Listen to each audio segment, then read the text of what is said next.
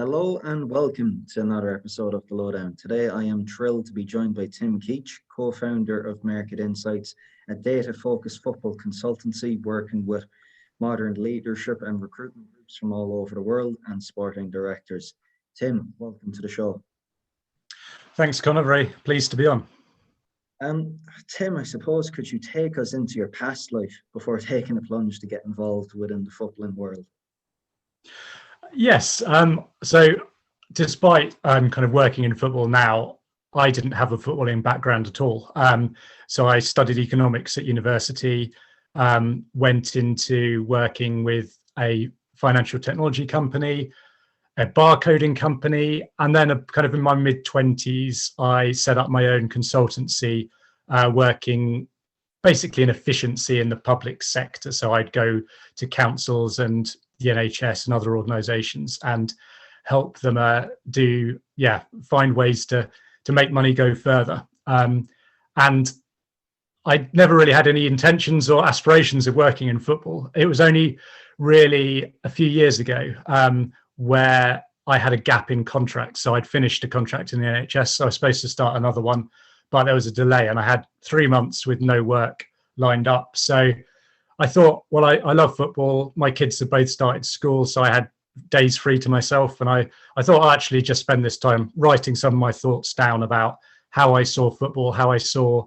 clubs operating and how I thought things could be done better. Thought I'd be like screaming into the void like most people are when they write blogs and no one would really be interested. But actually, it gained a lot of traction, really. I got some nice messages from people working within football and agencies and other people on the kind of peripheries of football. And I was invited down to a conference at Opta, the Opta Pro Forum, just as like a member of the fans community or whatever. And but there I met some people from clubs and again from agencies and was offered a bit of consultancy work, which I thought initially I'll just do this to fill these couple of months gap. And finished it off really with like a big project of if I were to work in football, this is the type of thing I'd want to do. And I'd met some people through Twitter who I really liked their work, and we shared a view of how football was organised and the data and the other things that you could use to help make better decisions. And we ended up just doing a speculative piece of work, which, we never intended really to go anywhere.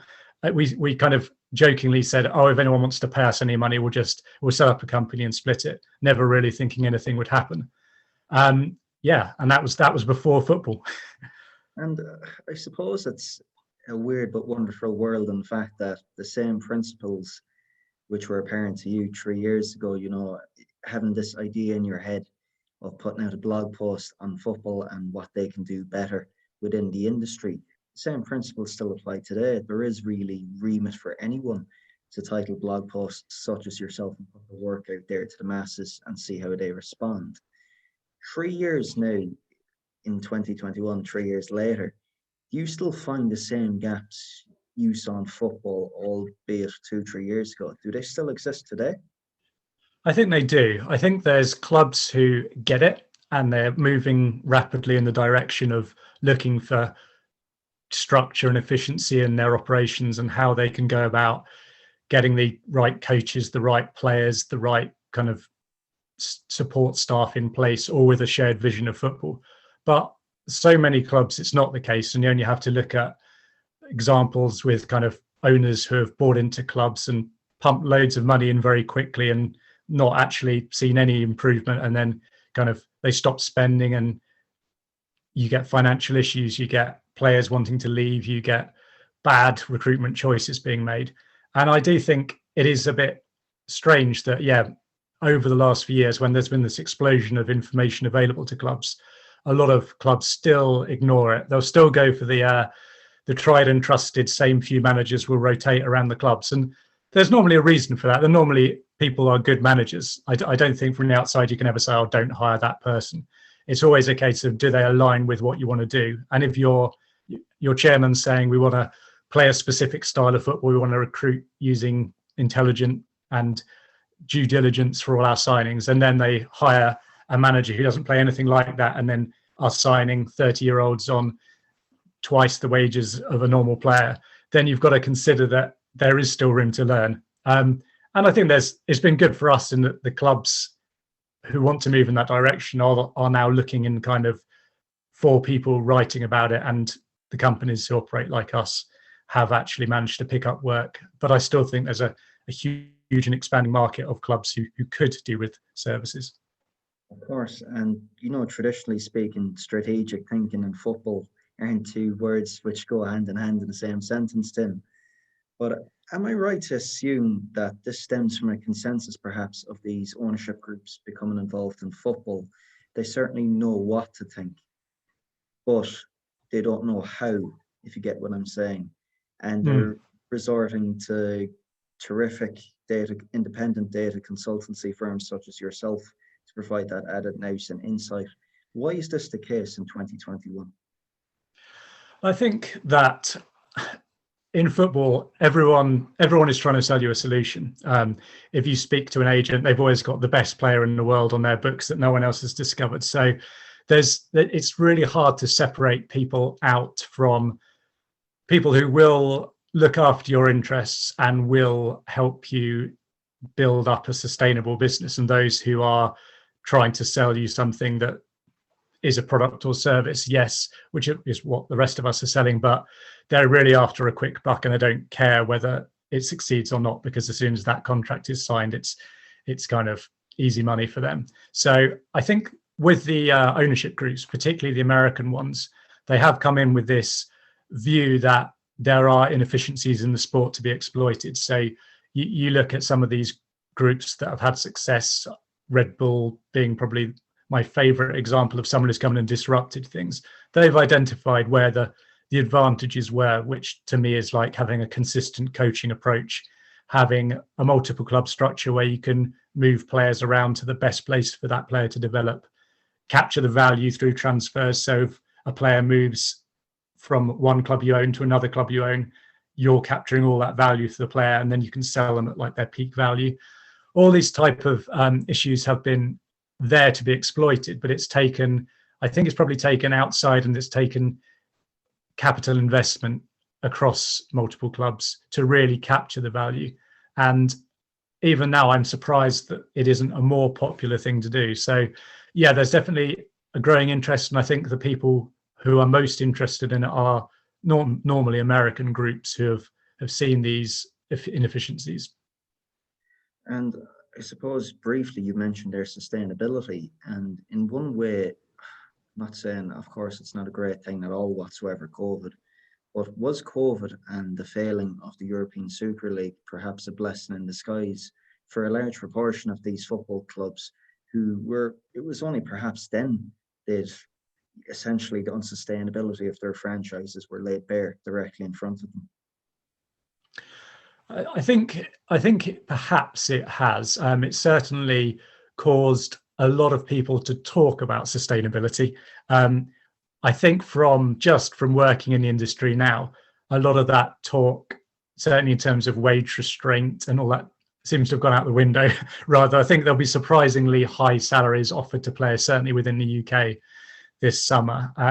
With the TV deals in France having caused issues, we thought maybe people would step back and say, well, maybe we don't need to be outbidding everybody else for these players. Maybe if you're Barcelona and you're 600 million euros, whatever it is, in debt, you don't need to be paying 5 times the going rate for a midfielder. People will want to join you anyway.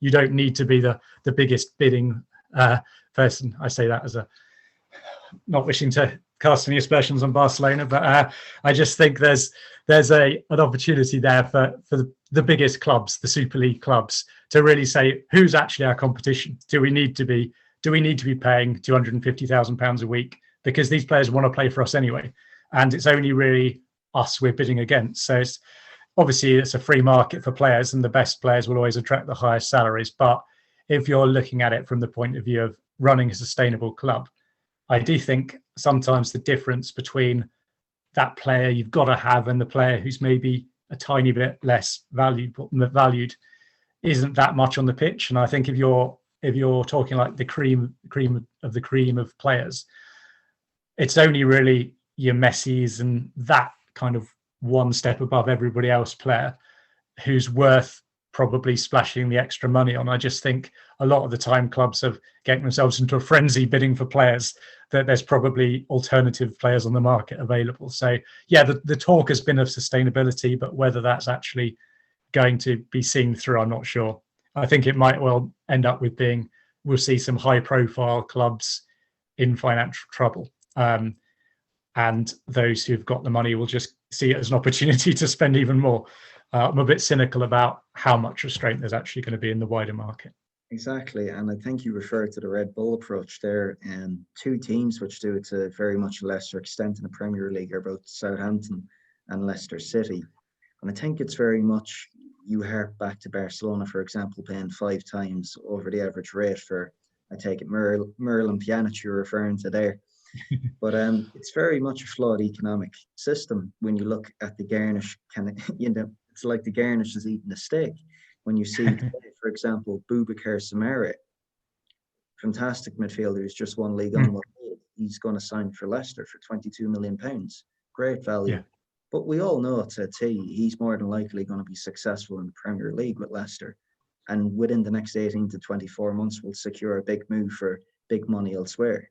But my point being, Tim, that the likes of Chelsea, the likes of Man City, Barcelona, PSG can wait now. They can see if Soumaré can cut it at the top level of the Premier League or the Champions League. I mean, in football, we've had this problem for nigh on all of its existence, certainly since the TV deals back in the 1990s. I mean, how more long do you think this is going to last? Because I see it very... This season's obviously an anomaly with COVID, but the likes of Leicester City's triumph this season, the likes of what Sporting Lisbon have done in Portugal, Lille and Ligue 1, surely are anomalies in the grand scheme of things. Yeah, I think with the kind of medium-sized clubs showing how you can pick up talent, develop it, and go through to a point where you're actually challenging for trophies with a more restrained budget, I think probably the larger clubs will look at it and think, as you say, we can use Leicester City as our test bed for whether Soumaré is a good player. Maybe they look at that and think that they could actually learn from it. And this is where your multi-club approach is really something you can use, because if you're a Barcelona and you've got a secondary club somewhere else in the world, you buy Soumaré with that club. When they've reached the point you buy them, you transfer, you retain that value. So say Soumaré's a success at Leicester and they spend £80 million to buy him. They could have had him for £20 million. So you've got a £60 million profit is sitting there that goes to Leicester or Sporting or whoever's signing and developing these players. People will look at the market of clubs and they'll see that Saint Etienne or a club of that stature is available on the market for around €50 million and runs pretty sustainably. There's no huge annual deficit. So I think maybe with some of the traditional clubs, like Barcelona being a really good example, that might not sit well with the supporters. It might not be something they would like to see their club doing, which is where you see these kind of franchise clubs, as people call them, moving into the market and actually saying, well, we don't care. we'll ignore our fans. We don't have that same kind of social standing that Barcelona does. We're Man City. Yes, we've got a nice local fan base, but we don't really see ourselves as being like particularly fiercely Manchester-only club. We're a global football franchise and we'll be picking up clubs everywhere. And we'll be able to sign those players and put them into our network of feeder clubs. And I think it's just, the case that clubs will have to learn strategies to cope with it. And it will be the case that the biggest clubs will probably always have that extra revenue on top that cannot be touched by Leicester.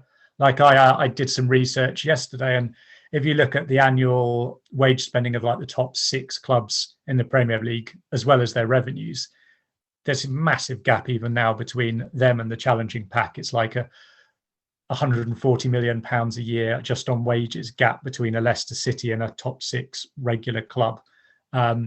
So they'll have that huge built-in financial advantage. The global fan base is all that type of things. And I think there is a limit to what a challenging club can do. And that's where the strategy thing we talked about earlier comes back into it, where if you're Leicester, you can maximize your chances by being really smart on recruitment, hiring the best coaches, getting the best kind of coaching staff around that. So not just Brendan Rodgers, but like the whole support team and the infrastructure of the club, the training facilities, the youth system. Maximize all that, run it as efficiently as possible. And you might occasionally win the odd cup or challenge them for a top 4 space. I don't think revenue wise, as you say, if Samari does well, someone will buy him. So you're always going to have that huge gap in revenues that is hard to bridge, which is why strategy again comes into it. So what can a mid-table Premier League club do? You can maximize everything, but you'll probably still lose out. So then you start having to look, where can you get players where no one else is scouting? How can you get players early in their career and progress them to the point, and then join Leicester when they're ready to join and have bought them for a few million early in their career? And it's all that type of strategic thinking that I think is missing from a lot of clubs. And I think the reason for that is the payback period on strategy is so long. And it's also not attractive to people in football, because if you're the manager of a club and you've got a 18-month average lifespan in the job, it's really hard to say, actually, no, don't give me the money to buy an extra striker. I will forego that bit of budget. It will go into a project to set up an African youth academy. And in 10 years' time, we'll start to see the benefits of that, because he'll be in another job. He'll have been sacked after 18 months because he didn't buy a striker. And that's where you need the ownership level of the club and the sporting directors to have that 10-year view. And that's something I think that we certainly push to all the clients that we work with. Is it might not seem like it, because in football it's such a churn of week by week results, but it is like an infinite game, as the phrase goes at the moment. You don't just win the next game. It's like you want to build up capacity to win forever. And so, yes, I think clever clubs can get around it, but I still think the gap in revenues limits what you can do unless you try something different. Moreover, I mean, we speak about a number of things there, one of which I want to touch upon, Tim, is the huge disparity in wage expenditure between the Premier League clubs.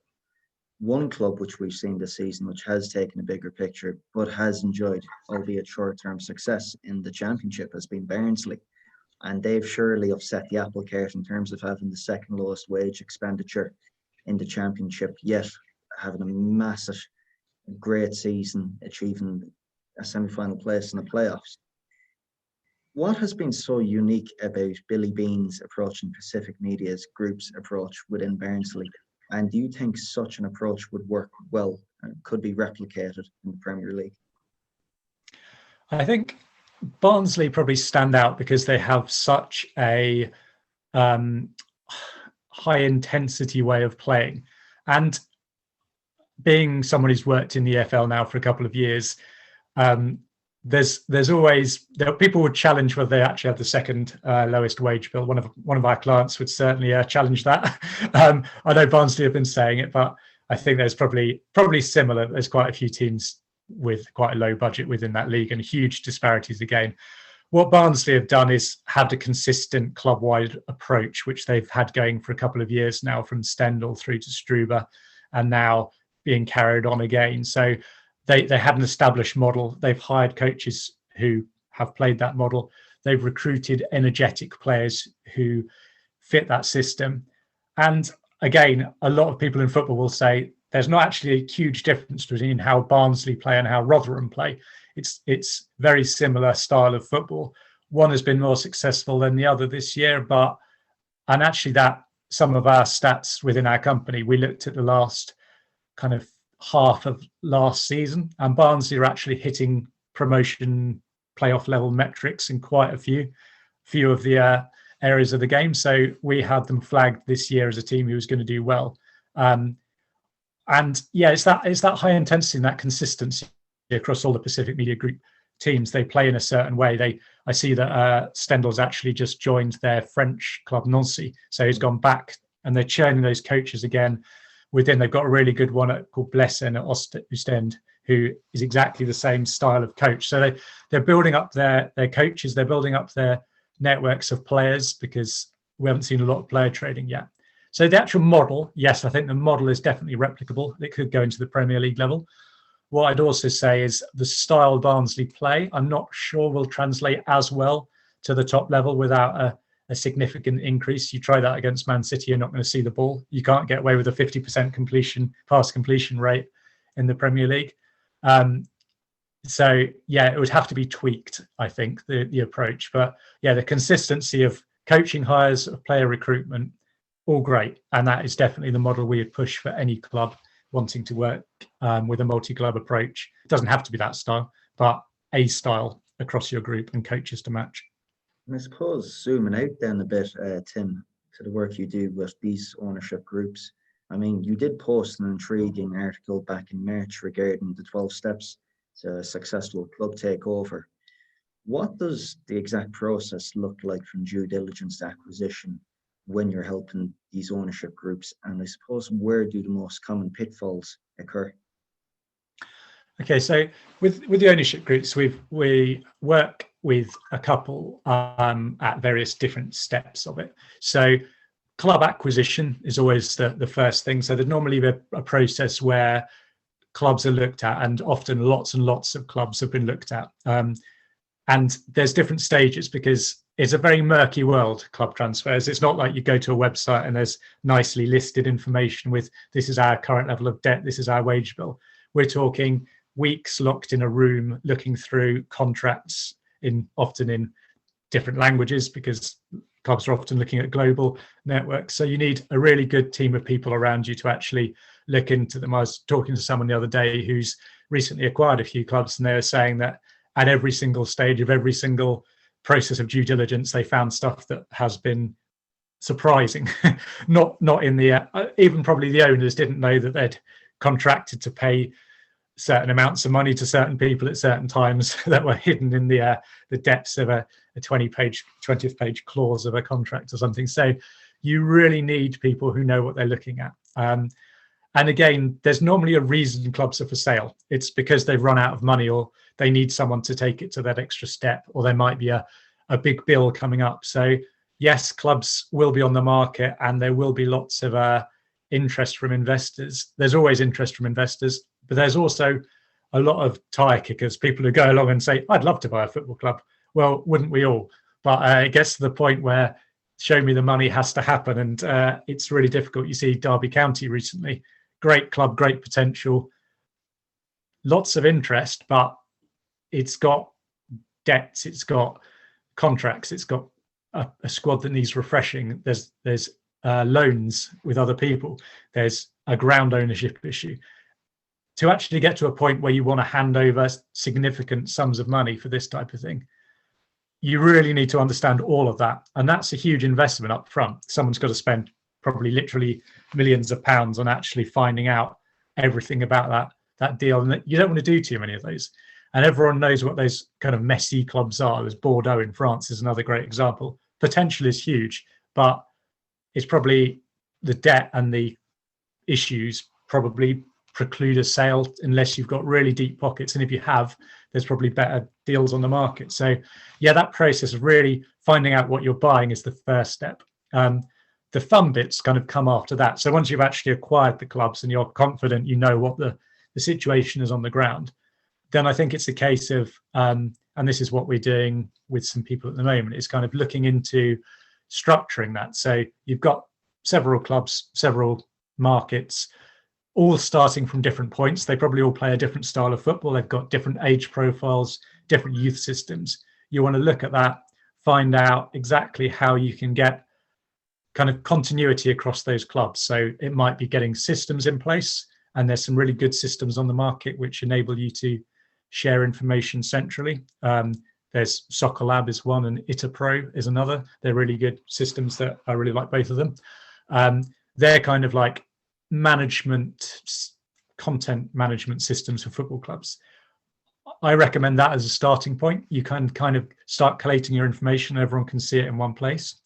You've got the ability then to assess the squads and really kind of do gap analysis. Where do we want to be in a few years' time? What have we got now? So we would recommend, like, how do you want to play? That's always the starting point. How do you envisage your clubs playing? And that's what the Barnsley owners have done really well. They've got that defined style. So you choose your style, you go out into the market and you look for coaches who play that style and of the right age profile and the right temperament, because this is like a transformational project for these clubs. A lot of managers tick a box, we play this style, but did they actually implement it, or have they carried on someone else's work? So you really want people who are good coaches and can get players to go with them on that journey of playing that style of football. You want to sort out your recruitment, so you're scouting and finding players who fill the gaps in those squads. And then you want to be, kind of getting everything done on time and not panicking about short-term results, because anytime you change anything, there's going to be disruption. And I think short-term results, short-term thinking is really difficult. And we've seen it with clients. Like, nothing is relentless as football. There's a game every 3 or 4 days, particularly this season. And you get to a point where thinking about something that is going to happen in the summer seems so long away. And then you get there and you're actually in the summer and you're like, whoa, we've got to recruit players. We start again in 6 weeks. We've got to have these plans in place. So what we tend to do is kind of be those people who can step back from the day to day and kind of say, run a project for them, basically, like, we'll help you find coaching staff, or we'll help you get the systems in place, or we'll help you on the player recruitment side of things, and kind of carry that work on in the background. So just getting all that coordinated is the first steps. And I always talk about aligning the 4 sets of people. So that's the owners. They've got to be realistic. And this is the thing that we kind of hammer home with the ownership groups, is everyone else is working on the same things you're working on. You're not going to be the smartest guys in the room all the time. There's always other groups doing pretty much the same as you, whatever league you're in. You might have a bit of first mover advantage. You might have spotted some things they haven't, but a lot of the time you're competing against people doing very similar projects. So be realistic. If you've got a mid-table budget, aim to be the best people with that type of budget. But if someone in that league has got 5 times your turnover and your revenues, you might narrow that gap. You might occasionally be that much cleverer than them and that more agile in the way you approach things, but it's not realistic to always be better than people who have got loads more money than you and can hire the best players and the best coaches on the market. So you can find ways to disrupt what they do and be smarter, but be realistic. Then the kind of the footballing support people, so that's your sporting directors, your heads of recruitment, all those people, they have to share a vision with the ownership about what football should look like and how you're going to get to the promised land of whatever you want to do. Then you've got your actual coaches, so the ones who work with the players. They've got to agree and with the owners and the directors of football and sporting people about what football should look like and how it should be coached, because any of that is misaligned, then it's not going to work, because you're going to be judging different ideas of what football should look like. Then you've got the playing staff, and those have to be able to play the style you've recruited. So if Barnsley take over a club and all the players are slow 35-year-olds, it's not going to work, whatever they do. Best coach, best director of football, great ownership. If the players are completely unsuited, it's never going to work. So you're going to transition your squad to play that style. But that can take 3 years. That can take 5 years at Premier League level, because you've got huge contracts with millions and millions of pounds invested in them. And it's really hard to say, don't worry about the results in the short term, because you lose 6 games in a row, you're going to be getting eggs thrown at your car as you drive down the street and booed. And the easiest thing then is to say, rip it all up, sack the manager, get proven experienced Premier League legend in. They can do the last 20 games of the season and will try and stay up, and then probably give them a 2-year contract and then regret it 6 months later when you're back down the bottom. So it's all this kind of getting everything in place, get it set up at the beginning, get the people in who agree with each other. And yes, you always want people who challenge it or push it, but you need to have consensus over what good football is and how you should go around achieving it, or you'll just be arguing all the time. So those kind of 4 departments you align across, like I think I said like 12 steps that you would look at to do, working through each of those to get everything in place. I think it's a good benchmark. I don't pretend it's the only way or it's the necessarily the best way, but I think it's the way that we are looking at as being a a sensible approach for most people looking in this market. Of course, and I think we've been presented possibly with one of the most interesting case studies in recent years with Inter Milan. The news Antonio Conte has just recently departed the club. I mean, between Antonio Conte, the sporting director, and president Peter Zhang, there just seems to be a misalignment of thoughts, beliefs, and actions right across the board. I mean, if you're an Inter Milan fan now, would you be saying to yourself, was the juice really worth the squeeze in terms of achieving your first Serie A title in 11 years? But you look now, Conte has left the club, and maybe like the cons outweigh the pros in terms of you have a drastically aging squad profile there with the likes of Alexis Sanchez, Ashley Young on huge wages in an era now of financial fair play. You have somebody like Ashraf Hakimi who's committed to a 5-6 year deal, who reportedly wants out of the club now. I mean, even touching a nerve closer to your own heart in Everton, the same seems to be apparent between Marcel Brands, Farhad Moshiri and Carlo Ancelotti. I mean, both very interesting case studies, Inter Milan and Everton, although at opposite ends of the spectrum. Success. Yeah, I'd say I think most Evertonians would probably go for a title next year. Would be fine. But yes, it is that alignment. And again, I think I've used the phrase like sushi and chocolate cake. They're like, you can have things that are great on their own. So Carlo Ancelotti, brilliant manager, Marcel Brands, really good sporting director. But if they don't see things exactly the same, you've got that kind of clash of two really good things, but they just they don't sit well together. So yeah, I think this general approach of spending money and thinking you can quickly bridge a gap by throwing money at things it has worked, but I think it works if you have infinite money. So if you look at Manchester City, first of all, they went through the Sinawatra and other owners before they actually had the current owners. But even then, with the current owners, it was like the first thing they do was, we've got to buy a star to prove that we're serious. So you buy Robinho or someone like that as kind of like a marquee signing, or you think, yeah, let's get someone everyone's heard of, so I can be kind of parade them in the stadium. This is how serious we are.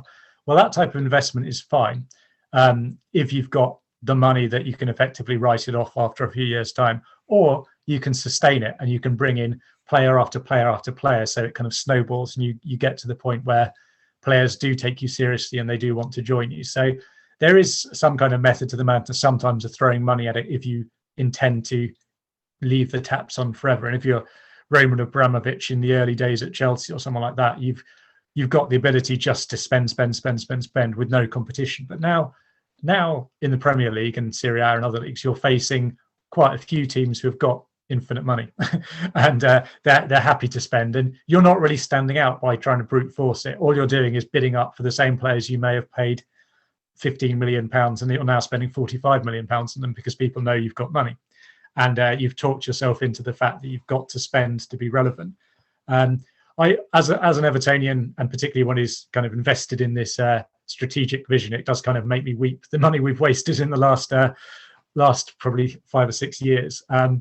And again, it's that short-term thinking of, if we spend money now, we'll get into Europe, we'll become more high profile, we'll get Champions League money eventually, we'll get more advertising revenue, we'll have more sponsorship, we'll have more partners. And they look at that and they think, yes, this is the method to be successful. If we just got an extra striker, if we just got one more attacking midfielder, and before you know it, you've got a bloated squad of aging players, you've got probably hundreds of millions of pounds of accumulated debt, and you didn't actually make Europe anyway, because even, as I said earlier, even with all the extra spending, you're still like 140 million a year in wages, less than the clubs you're challenging. So it is really like, could you have taken that 300 or 400 million pound investment and actually strategically planned to get to a point in 10 years time where you're going to be having the absolute best academy in the world, you're going to be having the absolute best scouting network in the world, you're going to have a network of feeder clubs getting you players ready for Premier League football, and you can challenge and you can sustainably sell those who aren't quite good enough to play for you.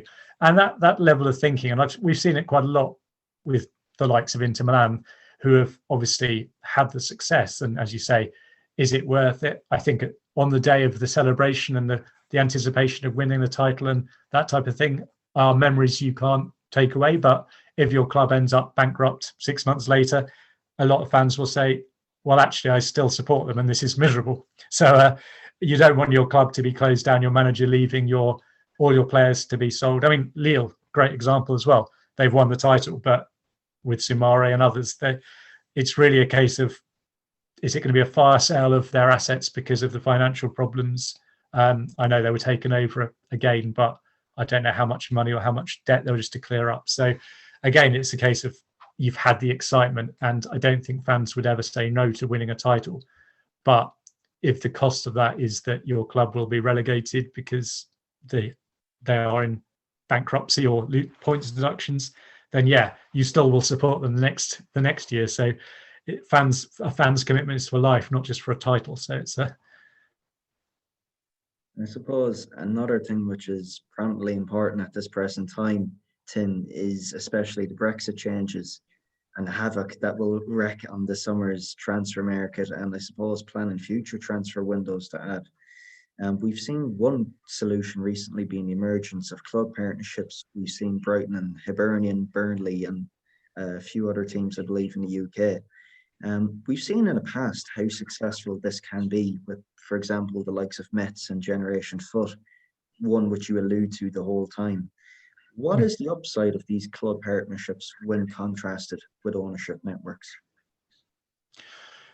Yeah, I think there's partnerships, I would say, and there's networks, as you say. So a partnership is a strategic alignment of two clubs, and sometimes money changes hands. So Generation Foot and Metz have a contract, and I believe it's like a 10 years at a time deal, and they negotiate it. They pay a set amount of money, which enables Generation Foot to operate and run a really good academy and challenge at the top of Senegalese football. I believe they were champions last few years.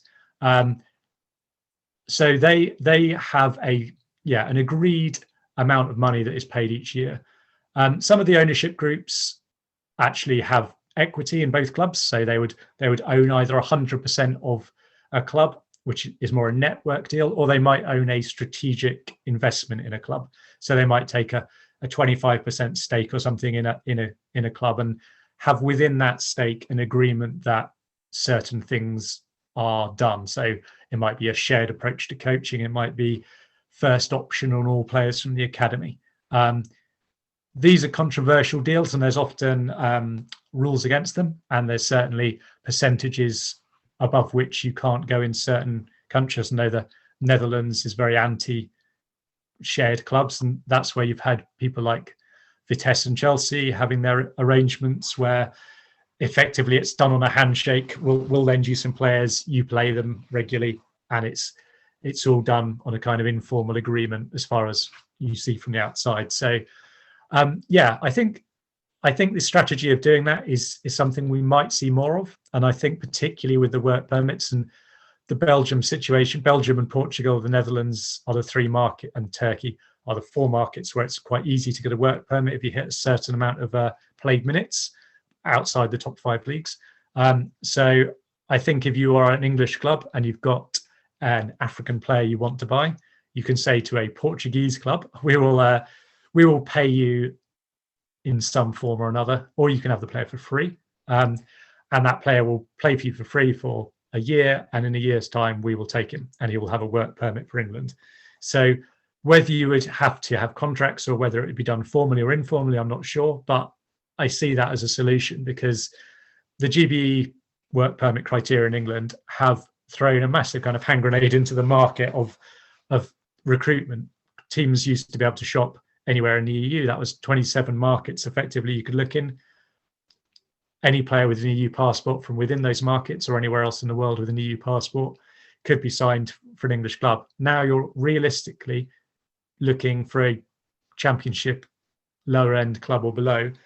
You've got a tiny market of players you can buy. You've got a few in Europe, quite a few in South America, which I think, again, if the rules don't change in the future, will become an increasingly prominent market because the way the rules are written loads of players in South America qualify. But yeah, I think those kind of strategic alignments between clubs is a potential solution, and one certainly I see clubs going. I know Brighton have got ownership of a club, and they're actually doing a very clever thing at the moment. Brighton, so Tony Bloom is the Brighton owner. They also own Royal Union in Belgium. If you are an English player and you're out of contract, so you play for Chelsea and you run out, your contract is over.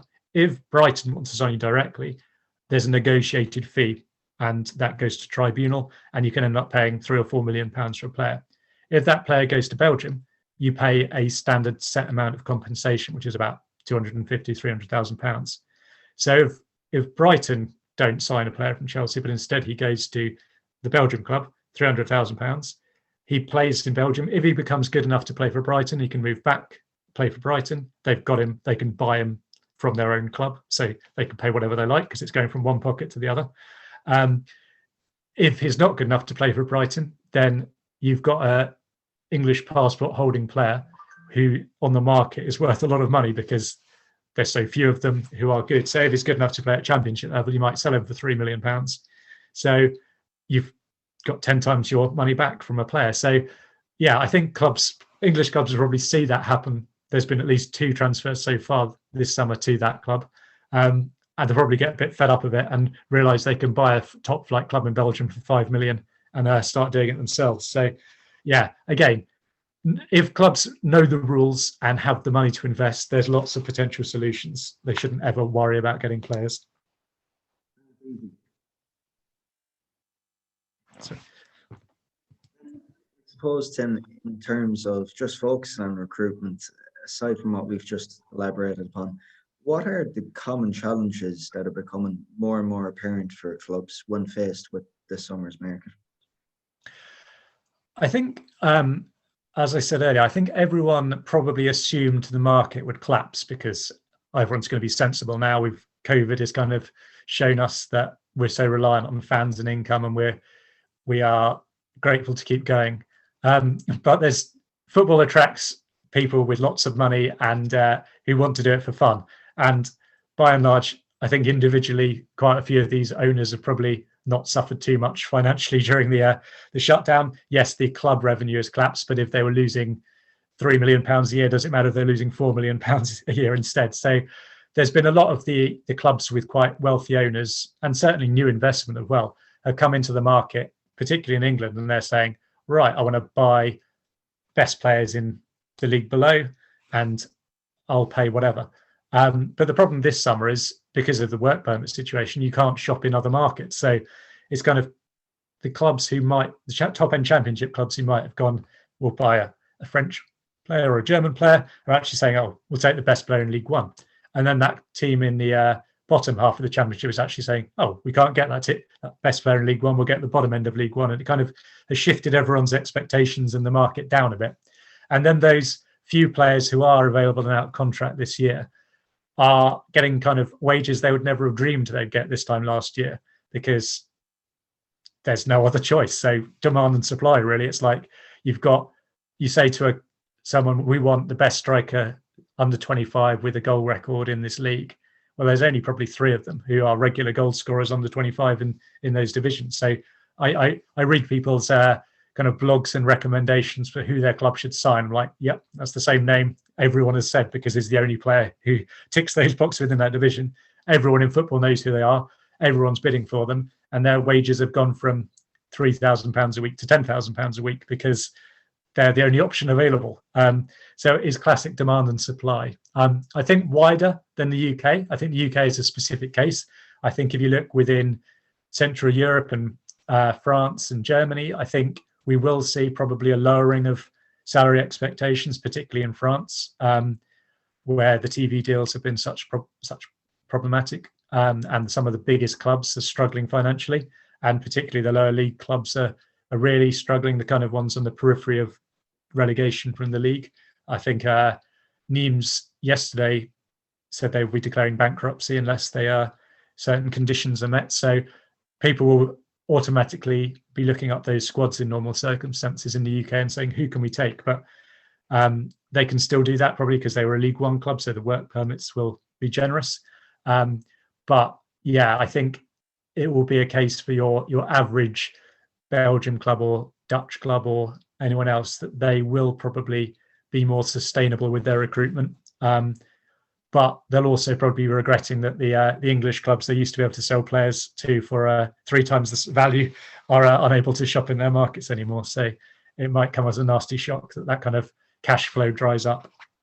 And I suppose since we spent the whole podcast interview, Tim, speaking about how other clubs and associations should indeed strategize ahead of the impending years.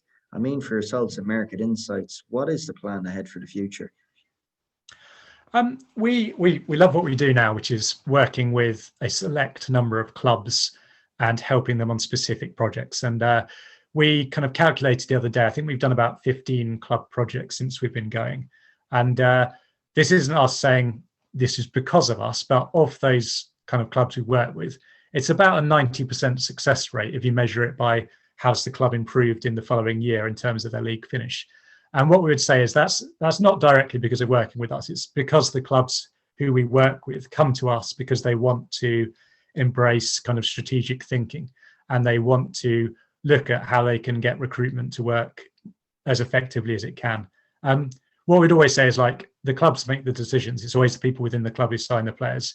We just provide them with as much information as we can, or if it's coaches, we kind of help them choose the ones who are the closest match to what they say they want to do.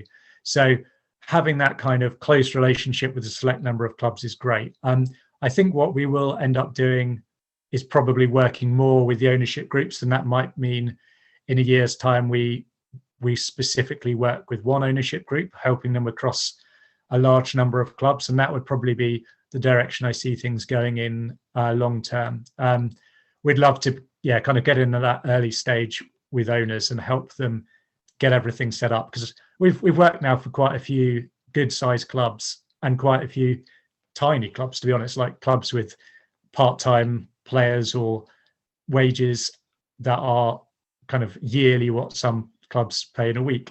And you look at that and you see that the strategy is the same, whether it's a 50,000 seat stadium European competitor or whether it's a kind of 1,000 people a week club. You just put the same structures in place with the same, obviously to a lesser degree because the budgets are completely different, but you say you want to get that defined style, that recruit players to match and coaches to match and do everything you can on the kind of marginal gain side to go with it. That works really well. And I think probably over the next year, we'll build up even more of a database of the best coaches. I'm having conversations every week now. Like I spoke to someone yesterday who is now going to be coaching a really big club. And just the fact that it's surreal to me that a year ago, if you'd said to me, oh, you'll have a phone call with someone who's going to be a manager of that club, and they'll happily talk to you and take your phone call and say, oh, I liked your blog, or I read your article, or I like the stuff you put out. It's surreal to me because we're just some idiots off the internet who wrote some blogs together a few years ago.